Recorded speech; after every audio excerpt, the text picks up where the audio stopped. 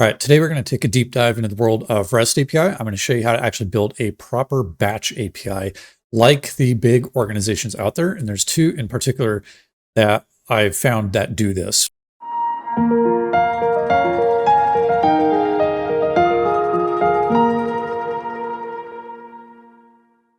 Number one is Azure DevOps, and the second one is Facebook. And normally you're going to encounter the need to do this if you come across the need to do some kind of like bulk delete of data. And so typically if you have a REST API in your project, where we start getting into the APIs like patch APIs or delete APIs, then we start getting into the need to say, well, what if I need to update multiple transactions at the same time instead of making, say, 10 asynchronous JavaScript calls to the backend to update 10 items. We want to do that once, but we want to include 10 data items to be updated, or the data for 10 items to be updated. And so oftentimes you'll have a single route that does take the ID for a single entity. So in this case, API me transaction by ID is going to patch that particular transaction. And then inside that, we have a patch transaction request that takes the fields in that can be patched by this API. So in this case, we can patch the name, the amount, the date, and the occurrence. And that'll be basically an update operation. But there's also interesting situations like if we go to delete, again, very typical. We have delete route, same thing, takes 90 days. So I could delete a single transaction. But what if I need to delete, say, 500 transactions? Okay. And I want to do that in bulk, aka batch. So the problem with this type of route is there's a couple ways that this route could be done. You could, for example, make a call. We'll just write a comment here to API me transaction. And one design approach to do this in bulk or batch would be we could pass in a variety of IDs. So we can say ID 1 and ID 2 and ID 3. And the semantics of this would be apply the delete on each ID of 1, 2, and 3. And the web API route could then take in an array of IDs. And that would be one way to design a batch API. Now, the downside of this approach, this is very limited to the max length of the URL itself. So eventually, in this case, we're using GUIDs for the IDs. The max length is going to peak at around 30 to 50 GUID values, depending on how they're formatted. And so you would inherently have to design this and document that limitation to say, hey, you can do 25 to 50 at a time, which means that you would have to program your user experience to inform the user of that limitation. So like if you give them a grid with a bunch of checkboxes to select many, many records to bulk delete in one go, you would have to say, hey, select fewer than 25, or you would have to program the calls to the backend to be executed in batches of, say, 25 to 50 at a time. So if they select 200 of them, you have to split that apart, and that's a lot more work. But that is a valid approach. You could go that way. The other route would be to make this a post call, okay? But that kind of deviates from the REST patterns. Let's call it that, or RESTful semantics, I guess we could say, okay? Where now, if I was to change this to post and take a post body or delete, now we aren't really best representing what our API is actually doing through RESTful practices, okay? So while that's a valid approach, we can make a slight adjustment to the API to do a batch operation. So in this case, it would still be a post request or a patch request. So if we look at DevOps work item batch updates, you can see theirs is a patch API for the updates. We can go look at Facebook. Theirs is a post. Now, this isn't specifically updating. This is just batching in general. And it looks like in their case, they have kind of this generalized batch endpoint. And we'll talk about that a little bit. Whereas DevOps has a batch endpoint specific to a resource. In this case, it's WIT, or short for work items. Okay. So this isn't just a global batch endpoint. So some subtle differences in how some of these larger organizations have implemented their batch API. I'm going to show you how to implement this. And to do that, let's actually talk about the structure of a batch request. So we're going to use delete as a use case. So to bypass the limitation of this design route here, we do have to go the post or patch route. Okay. So let's start writing out our basic route. So we're going to actually go HTTP post. The route, in this case, we're going to copy the route from up here, actually. Except it's not going to take an ID because this is not specific to a particular resource. So we're going to post effectively a list of transactions, but we're going to adjust this route and we're going to follow the convention. I don't know why they're doing this. I assume it's just to indicate that batch is a special type of endpoint. That's not typical. So we're going to go $ batch as well. And so effectively here, we're going to have our action result, whatever that's going to be. And we're going to say post transaction batch. Okay. And then we'll talk about the parameters here in a moment. But let's look at the structure of a batch API. So the way this normally works, and Facebook documentation is a great starting point. So effectively, a batch API is going to take in a JSON array of data, and that data is going to contain the RESTful HTTP information for each request. Okay, so we're actually not necessarily executing the batch API as, say, like take in a post body with all the data necessarily. Really what we're designing is a batch API that delegates each request in the batch to its appropriate endpoint. So that's going to look something like a post with, in our case, if we want to do deletes, we would have method delete, and then we'd have the relative URL to that particular route. Okay. And there, of course, can be additional things that we might need to send with that request, such as headers, or we could program our backend to automatically include that. Depends on how flexible you want your batch operation to be. Now, the reason to me, after reading a lot about this on why this is designed this way, is one, each operation is basically self-contained. So when you're designing a batch API, you need to decide one of two things.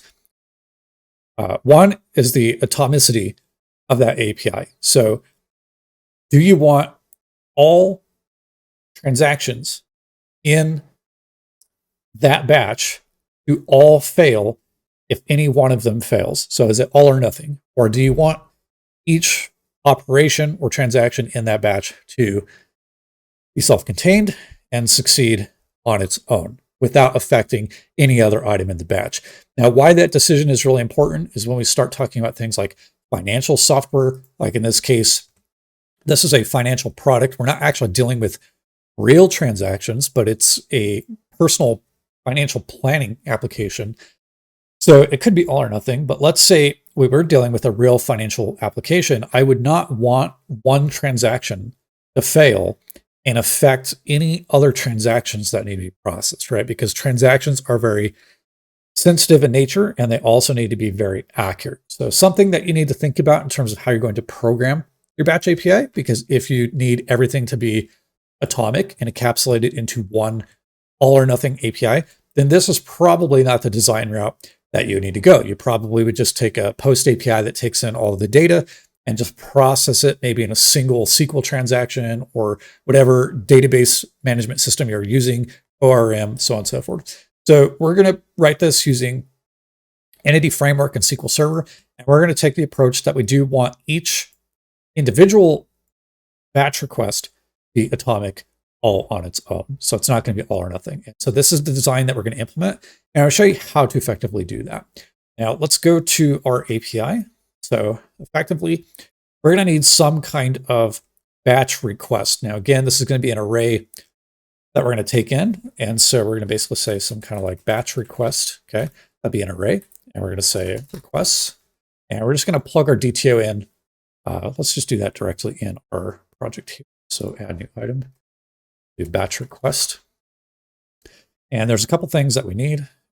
Love of all things holy to file into scope namespace, need to update the default of that project. So of course, this is going to be public. We need public string method, or need public string rel. Okay.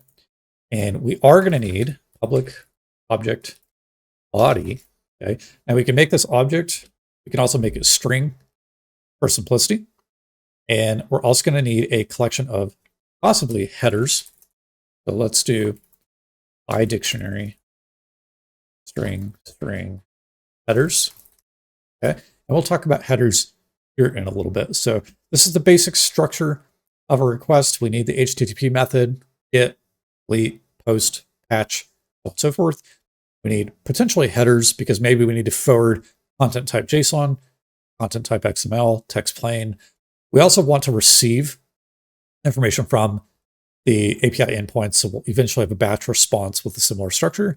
We need the request URL. Now, this is an important design decision that we have to make. This can be either an absolute URL, which has some security vulnerabilities around it that would have to be addressed, or this can be a relative URL.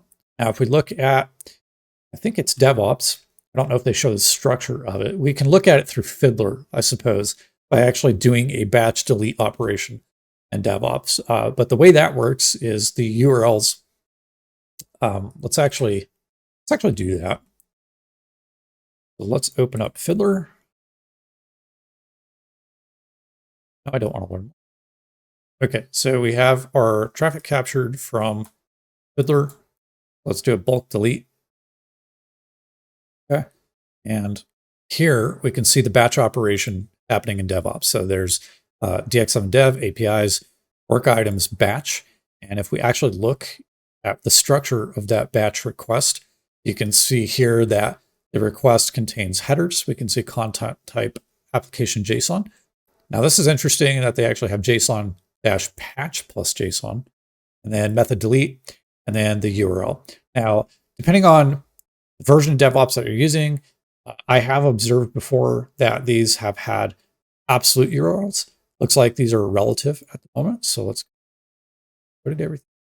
And yes, so this is important for security because if you allow absolute URLs to be passed into your batch API, people could make arbitrary requests to your batch endpoint passing absolute URLs and actually do cross-origin requests and basically use your endpoint for I'm going to call it some form of remote code execution. That might not be the right name for that type of vulnerability, but effectively they can execute requests on other environments that you have not authorized requests to be sent to, and that can be a very, very bad thing.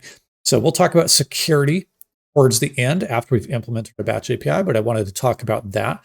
And you can also observe that in Facebook as well, has also done specifically relative URLs, and that's what we're going to do as well. So let's go back to the basics though, and let's start by building our batch request object, get that implemented. So a batch request here.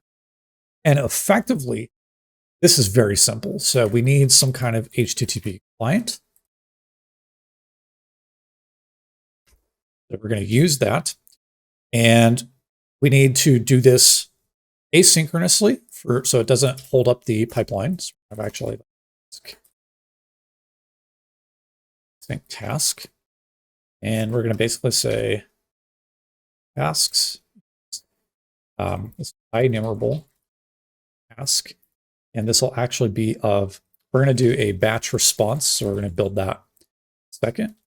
And we're going to say request select, okay, request. And we're actually going to select a asynchronous delegate, okay, into an array.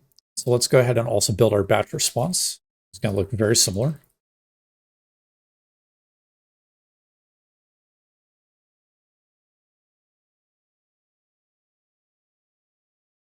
And so in our batch response, what we're going to do is we're going to still have the method. We're going to have the response headers. We're going to have the original URL that was requested. So we might actually rename this to request URL. And then we're going to have the response body. That's a very basic batch response class. That into its file. Go back to our controller. So here's our expression. And so now here's where we need to basically say we need to build out a HTTP request message.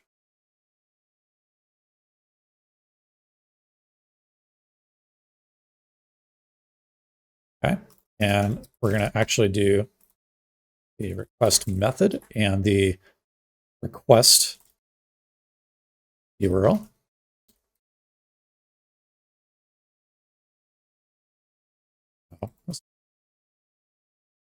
Request.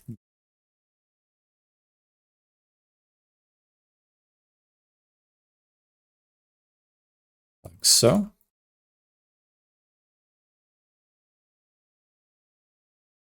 Okay. And that actually needs to be a URI. So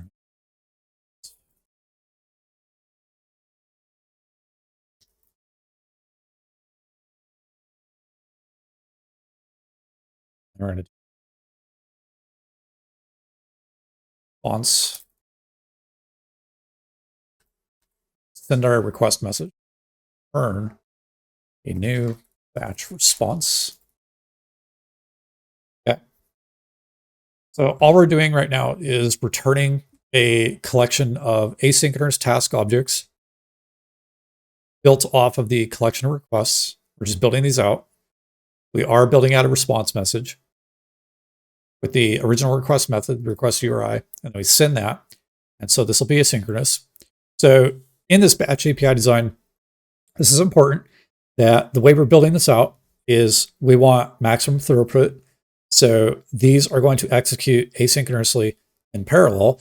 And whatever your web server technology is, whether that's IIS or Kestrel, is going to manage that throughput of all these batch requests at that layer. And then you're going to have to also consider in the design of your batch API, the load that's also going to happen on what we just talked about, but your database management system or whatever your batch API is doing, there are other resources that are going to be executing a lot of requests or work in parallel. And so that would be something to consider in the design of these. So typically that should have a heavy indication of how you build this. So in this case, these are basically going to be batching of, typical CRUD operations. So they're going to be pretty fast, pretty lightweight operations. But if you're doing something pretty CPU, IO intensive, network intensive, then you may want to consider executing these tasks sequentially, one after the other, in more of a looping construct rather than kicking them all off in parallel. So you really want to maybe just plan some form of load testing for your batch API endpoint. So continuing on, though, we are going to capture the original request method. We're going to capture the original request URL. We're eventually going to have the body. And we're also going to have headers. Okay, now these particular headers here are going to actually be the response headers. So we have the response message headers.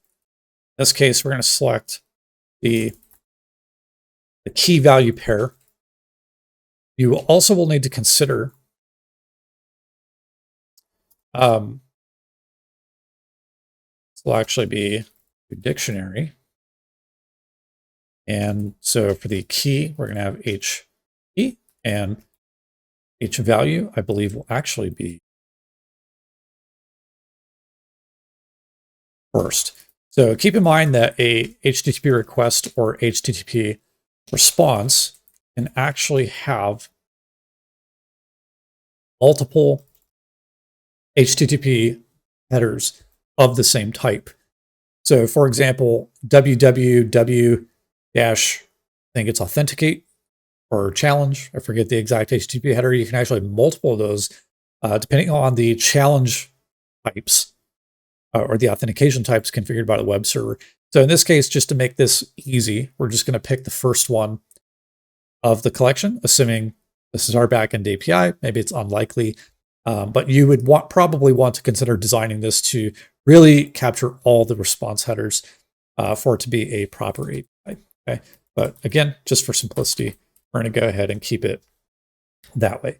And then for body, we do need to effectively read the response message content. And we're just going to read this as a string. Okay, so pretty straightforward. And then for performance, rather than there being separate read operations, We're also going to specify HTTP completion option content read. So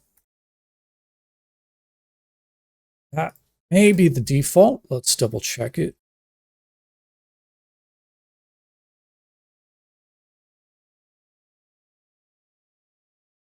Let's see. Don't know what the default is. Maybe it says in the remarks. We might have to read the remarks.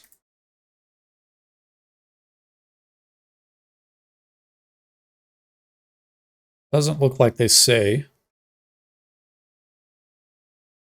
We'll just leave it in our code explicitly for now. Okay. And that took care of our body. Okay, so now we need to take the results of all of our asynchronous tasks, and we want to wait for all of those to complete before we return our batch response itself. And so in this case, we want to say IEnumerable batch response wait when all our tasks complete. And we want to return OK of batch responses. Okay, we're going to return that array. So effectively, this particular batch operation is largely complete. So we're really just delegating off HTTP calls. Now, there's a couple implementation details here that we probably want to fix and change. For example, we wouldn't necessarily want to create an HTTP client in this method. We really want one instance of an HTTP client per the documentation guidelines for that, or our application for the resource that it would be accessing. And we may need to also pass off some headers to that, especially in terms of authorization. Okay. So for now, just to show the example working, we're going to go ahead and leave it that way. But we do still need to pass off some headers for this ultimately to work correctly. So we can leave that out because I also want to demonstrate the error responses that we're going to receive. So this might actually be a running code example. So let's make sure our project builds successfully. And then what we can do is we can actually hit this in Fiddler.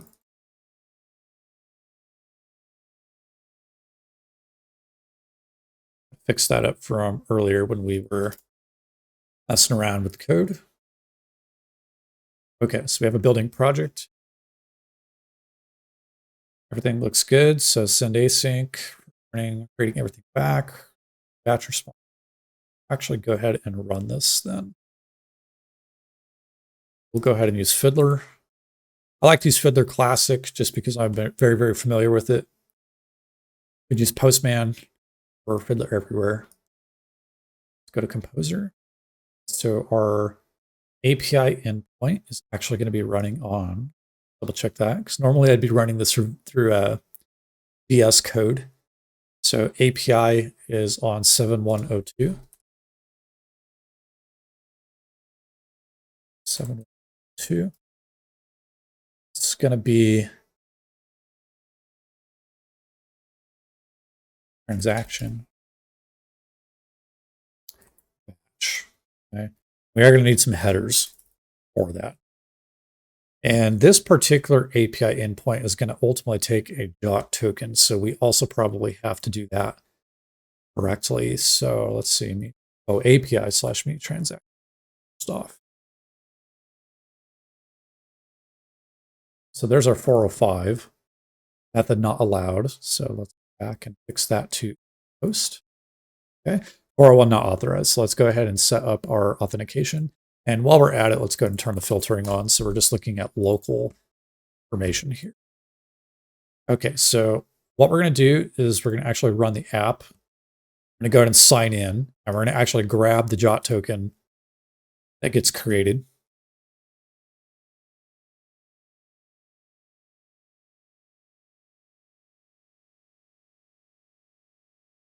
Okay, so now we're signed in. We have a non-working dashboard. If anybody's watched any videos of this so far, of this project, we do not have a working dashboard. Let's go ahead. Now, capture traffic. Okay, so we're just going to do anything here. Like there we go. Let's update. So here's a call to our backend API. Okay, and so we're going to take our bearer token here.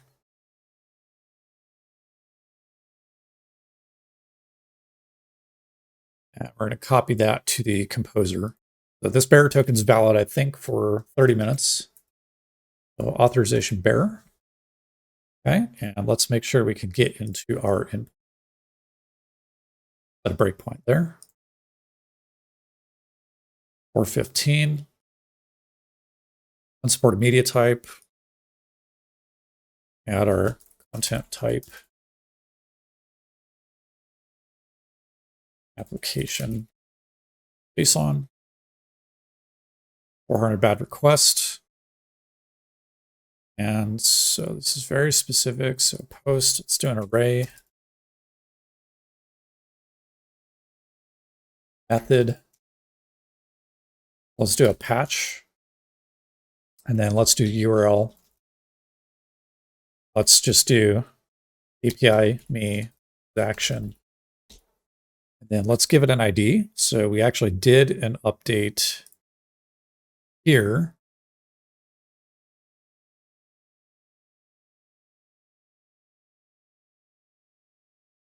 There we go. Here's what I'm looking for. So we're going to grab the ID value.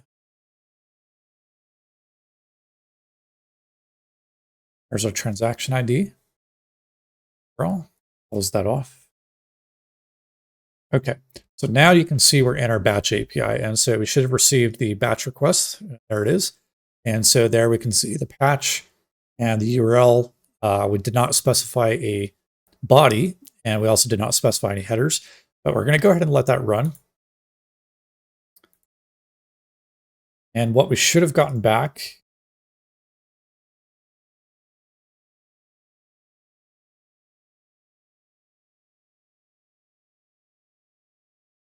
see, this might be the overall. So if we had an unhandled exception, possibly format the URI cannot be determined. So actually we had a failure in here. So we'd want to be very careful about how we're doing this.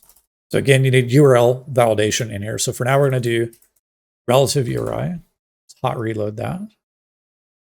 We're just going to see if we get far enough to demonstrate what we're trying to demonstrate. Okay. Let's see, base address must be that. Oh, so actually it's complaining about our HTTP client here. We need to actually set this up a little bit more. Since it is a relative URL, we have to provide a base address URI 7102. And actually what we could do, and better, probably take request host. Does look like it has the host and port value. And what it doesn't have is the scheme. So we're going to try. Now we're going to do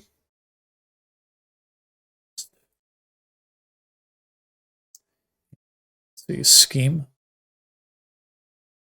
And we're going to do request host and request port. Probably could do the full host. I'm assuming that actually might take in, we can see if value returns back hostname and port, or we can actually do host to string.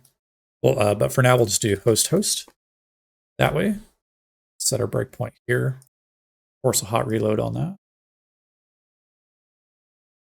Okay, there we go. So we have base address, HTTPS, localhost 7102. Let's let that run. Our batch API succeeded that time. And you can see, though, that we have an empty body. We have headers returned back. Method was patch. But we don't have the other thing we need is the status code. So this was probably not a, it might have been a successful status, but let's grab the response status code. So in our batch response, let's actually do click and status code like so. Response message status code string like so. Oh, actually that's an, and so status code is probably an 8.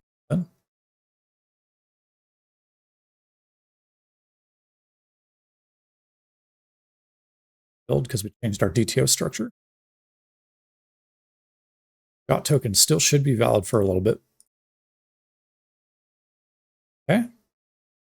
And so now we can actually see that our batch API returned back a little bit more information. Here we go. And so now we have status code of 401, right? So because our API does require that bearer authentication to actually work, so we need to pass some headers along with the actual request. Now, there's a couple ways that you can design this in your batch API. You could say that maybe the client app is required to provide not only the bearer token up in the actual batch request, but maybe you also want to mandate that the client provide those same authorization headers in each individual request here. Now, given that the nature of this batch API is that the headers are effectively, especially in terms of authorization, going to be the same, meaning that they've already authorized to our web API endpoint here. Okay, we can check for that, we can validate that. And so up here, we have a authorized attribute that applies to the entire controller. So at this point, we could simply grab the authorization header. And so we could do default request headers. Or actually, this is going to be on the request message. Sorry, so we're going to do headers. Sorry. Let's see, authorization. And we could do request headers authorization. Okay, so we're going to simply see that is a authorization header value, and that is a set of string values. For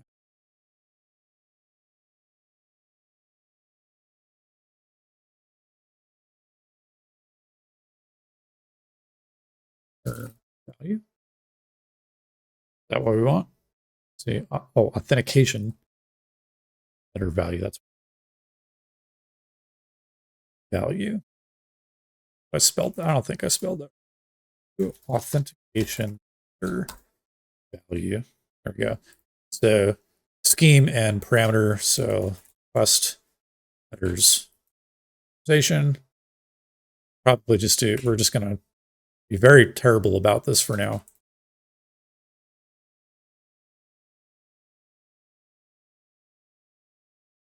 Yeah, each of those strings. So you obviously want better code to check these values clearly than what I'm doing here. But we're effectively going to pass forward our authentication values.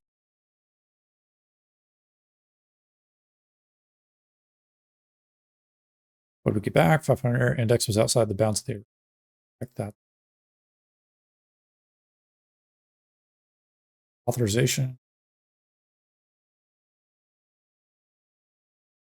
Ah, okay. So actually, it's not split. It's interesting. So we have to split that ourselves. There's got to be a better way to do that in ASP.NET. Or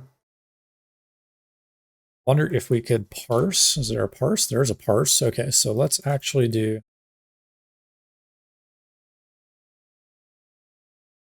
header value parse string input request headers 0. Again, just for the sake of the demonstration here, we would do some some validation. Okay. Set up, run that. Okay, so now we should have our authorization. There it is, bearer. So the scheme should be bearer, parameter. Go. So now it's going to get forwarded in our message. So now we have our batch API here. And it looks like we actually had a failure. So again, unsupported media type. So we didn't get as far as we needed to. So we need to either pass the content type headers in the response or request itself. So we could actually say, headers, application JSON if we want to. So let's actually do that. There we go. Okay, so now we should actually have our header values. So there we go, content type application JSON. So when we get into here, now that we're receiving that, we can modify this code to actually set those values. So we can say something like if request headers count, right? Or yeah, count 0 on 0, or we can do any. We can say, for each our header, request header in request headers, and we can do something like request message headers try add without validation, and say request header key request header value. Actually, maybe request message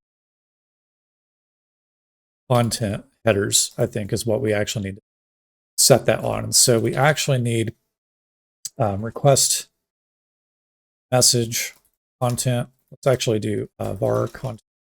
String content is what we're basically going to be doing. And it's going to be request body. And let's actually do something simple. So we'll just do an empty string for now. And then it's actually going to be content headers, what we're actually after. And let's just force the execution.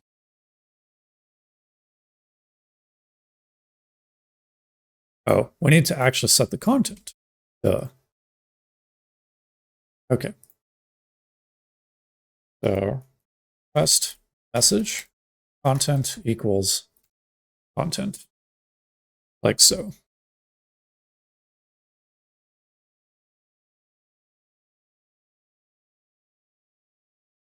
There we go. Okay, so now we can see that we actually were able to get to our API, and now we actually have our return value back. That's the specific transaction API, but let's look at our batch API. And so here we go. So there's the body. So this is the actual response now from the patch API. We were receiving that before, but now we're actually getting into it. And so now we have some model validation being triggered. But basically, you can see how we're batching requests now. So if we actually take this and let's flatten this out a little bit. So, and let's duplicate this now. Hang on. Flatten out the... Okay. There we go. We'll do 6, 9. So let's actually add in to each one of those something that we can actually use for the patch API. So let's go to the me controller, a patch transaction, takes a patch transaction request, takes a name, an amount, and a date. So let's go ahead and add in body. And let's do name. And let's do just test. And let's just start with that.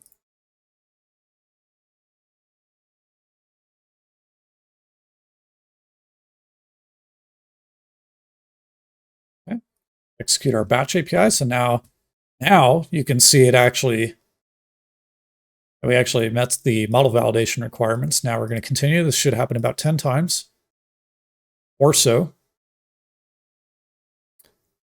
There's our batch request, and now we can see the responses for every request in that batch. So it looks like we should have had 4, 5, 6, 7, 8, 9, 10, and all 10 of them should have failed. So we are effectively using the batch API. But now we get the response for each individual one. So even though they're failures, each one is happening in its own atomic scope. Obviously, some things to consider. You want to deal with your URL validation. You want to do some kind of header validation. Now, we could make the argument that in this case, maybe we don't want the client to specify headers. Maybe we can assume that we're calling our own API, and so we don't need to include that. So what we could do is actually just remove this header logic entirely, and we could actually just do that on our own, because we know as a matter of fact, that this is all application/JSON for the media type name. But let's say that you have an API and you want to batch to different endpoints, like maybe you want to do some deletes, maybe you want to do some updates. It is possible that the content type could be different for each of those requests. In this case, it's not going to be, so we could actually just take the body and then we could actually just assume that the media type, there's actually media type names, and we could do application JSON, and we can just take out the header portion entirely. That is a string content, so we actually need to get value. Pass in our media type like so. And we're going to remove that from the request. So we're going to go back to our composer, and we're going to go ahead and remove the header bits here. We'll just reduplicate these. And we'll just do 2 in this case. And so now, there we go. So I guess the hot reload is not doing a full hot reload. So roll that out, execute again. So now there's our batch transaction. Okay. And in this time, since we passed the correct headers along, and we can see that the patch has actually returned a status code 200. Technically, is not. Technically, it's correct because I believe these patch APIs return the updated object. There it is. So there. Oh, and there it is. There. So there's the patched body. So we have a null date. We can see the name is test. So we can actually, let's change this to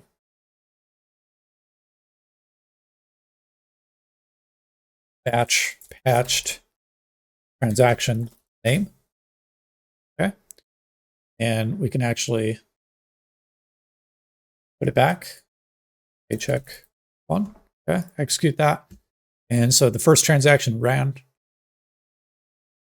And so there's the body that we got back. So we have the batch transaction name response. Then second go around, we have the name paycheck 1. So very nice. And you can see it runs very, very quickly. And so there you go. So that's a batch REST API. Now, some advantages of this approach. Because we are executing each request as an HTTP request, the advantage of that is you get to rely on the behavior of how you programmed that particular REST endpoint. So it's not going to be different than when you make a call directly to it for an individual API call. Okay. And there's some benefits of that. Error handling, consistency, the response values you're expecting back, everything about it is going to be the same. Now, there's other things you could do. Instead of making HTTP calls, you could instead actually just call the controller method directly, because we are in the controller method. So we could actually say patch transaction. We could get the data that we need from the batch request itself and just call the method. But then you would be responsible for implementing very different looking error handling. And also, it's not going to go through the ASP.NET middleware. It's not going to go through the same pipeline. So the behavior is very different, albeit a valid approach. You would want to consider that in the design of your batch API endpoint. So lots of considerations here. I would say this is just a good starting point on how to do this and what the design and the structure of it should be. Ideally, you would want to probably break all of this out and handle things like URL validation, header validation, depending on what you're trying to do with your batch API. You want to make sure that people cannot exploit your batch API. So a couple things that I've done before, you can do things like basically when you parse the request URI, you could basically say we only support parsing a relative URI, and that we're always going to provide, in this case, we're hard coding the base address to the request scheme, the request host, and the request port, which is the call to this API directly. We know that the code is executing. We know it's been authorized. And so this is fairly safe to do. But if you allow in something like an absolute URL in your batch request, maybe you want to batch requests to external APIs, you still may want to do some validation, something like whitelisting, pattern matching, but you want to make sure your API cannot be exploited. Otherwise, performance, like we talked about, scalability, and just the overall design based on what's going to meet your needs, the atomicity of it, whether it's going to be an all or nothing, or each individual request is its own transaction. That is typically how I prefer to do it. That is typically how a lot of these organizations are doing it, but it's all going to be based on your requirements and your needs. And hopefully this provided you a good structure for getting started with building your first RESTful batch API. Let me know your comments and feedback on this approach. And if you have any questions, definitely ask. And as always, you are watching DX7 Dev. See you next time.